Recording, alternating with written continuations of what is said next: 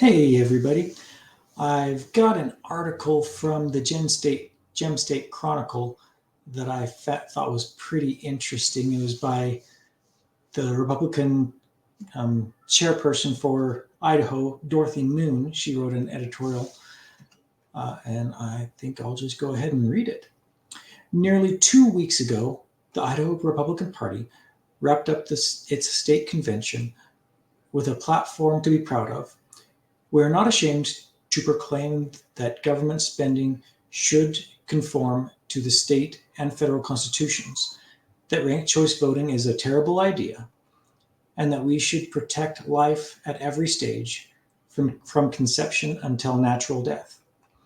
I am proud to represent a party that believes in these important principles, and I believe the majority of Idahoans stand with me.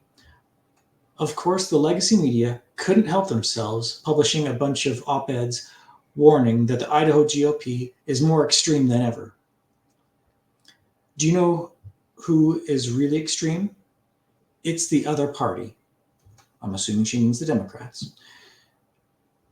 After spending half an hour debating which pronouns to use for their platform, they passed one of the most radically far left agendas in our country's history. The Idaho GOP believes parents should have the freedom to choose how to educate their children. The other party wants to lock them into a failing public school system. No comment. The Idaho GOP believes in strong border security and well-vetted legal immigration system. The other party wants to grant amnesty to those who came here illegally and broke our laws. And, well, that's the National Democrat plan, isn't it? The more illegals you get into a certain location, the more representatives you'll be able to have in that location. So if you can stack a whole bunch of more illegals into a strong Dem area, then all of a sudden that Dem area gets more representatives, which would probably mean more Democrat representatives, which would skew the Congress more Democrat.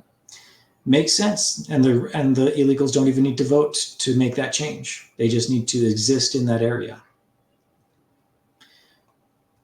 The Idaho GOP believes obscene and pornographic materials have no place in the children's section of public and school libraries. The other party wants to make sure they stay there.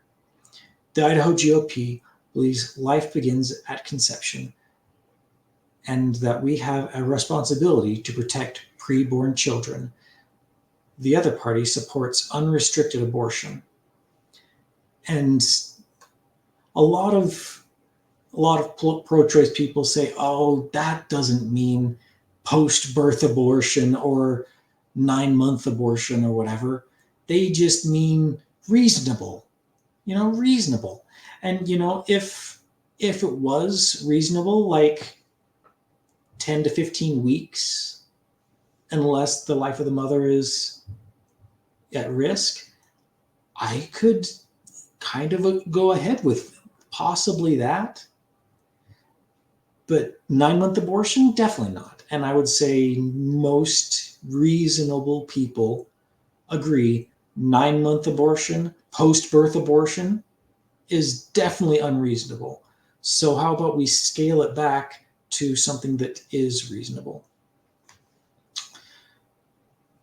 The Idaho GOP believes in protecting children from irreversible drugs and mutilating surgeries, but the other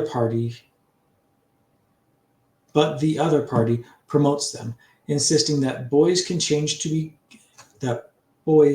be girls and girls can be boys. There's a lot of trauma in this world, and I can only imagine what trauma someone would have to go through to want to change their gender. I never want to be a girl, and I am pretty sure my wife would never want to be a boy. She's okay with the struggles she has to go with, and I'm fine with the struggles I have to go with. And there is such a thing as chromosome difference, XY and XX. You can't really change your chromosomes, which means you can't really change if you're a boy or if you're a girl. You can believe whatever you want to believe, but you can't change the truth. Going back to the article, can you imagine John F. Kennedy, Frank Church, or Cecil Andrus supporting such an extreme platform, one so contrary to the principles of life and liberty? As Republicans, we look to the timeless principles and traditional values that made our country great in the first place. We stand on the rock of our Creator, God, and the dignity and liberty of the people made in His image. The other party has no rock, no true north.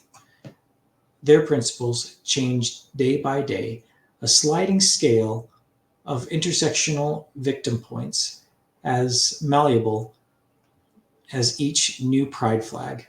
Oof. There have been a few new pride flags recently. No matter the spin, no matter how they dress up their far left extremism in the guise of compassion and social justice, the people of Idaho can see the truth. Idaho is and has been a red state because an overwhelming majority support faith, family, and freedom, and the Republican Party is proud to represent them. I thought that was a fairly good, fairly reasonable article as far as what the Republican Party represents in Idaho. Pronouns are